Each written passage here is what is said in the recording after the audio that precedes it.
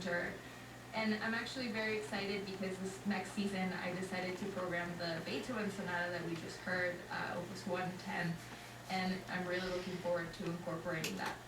Well, it's so great to hear you and so great to speak with you, and it's so nice that you're doing so well. Gabby, we wish you all the best, and we're so proud of you, and thanks for being with us today. Thank you so much for having me. It was a pleasure. Gabriela Martinez, 29-year-old concertizing pianist based in New York City. Gabby was just as gutsy, just as effervescent when she appeared in our program back in 2000. You can hear what a precocious musician she was as a teenager by going to our show archive at FromTheTop.org. We have the original performances of all of our alums on today's program. From the Top is made possible in part by the Jack Ed Cook Foundation, advancing the education of students of exceptional promise who have financial need. On the web at jkcf.org. Chris. Thanks, Joanne. Where are they now? That's the question we're answering on today's show. What are the kids who were on our show up to today? For our next alumnus, the answer has been composing major works for orchestra, among other things.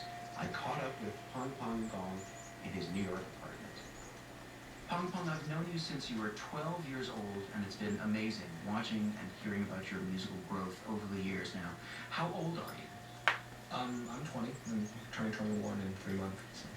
20 years old and already a veteran concert pianist performing with the finest orchestras, touring internationally, doing multiple television appearances. But today, for the first time on From the Top, we finally get to enjoy your work as a composer. You've already written a couple of symphonies, concertos, several pieces of chamber music, but what we're about to hear is music you've written for a ballet. What's it called? It's a ballet based on the tragic Chinese fairy tale known as The Death of the Honeybees. And it's about a overworked schoolboy whose father is a specialist in insects, and especially honeybees. So he pities one of the captured ones, and he sets the bee free. The bee thanks him, and in return, turns him to a bee himself and invites him to a tour of her world.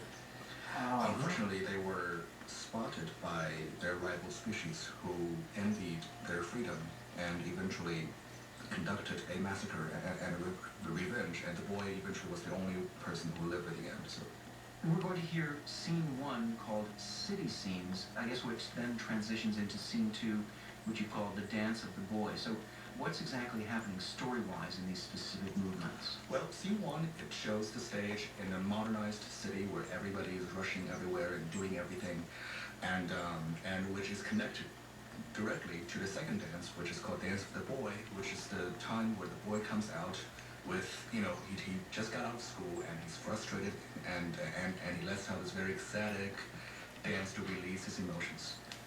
And this is the Juilliard Orchestra we're hearing under the direction of Jeffrey Milarski.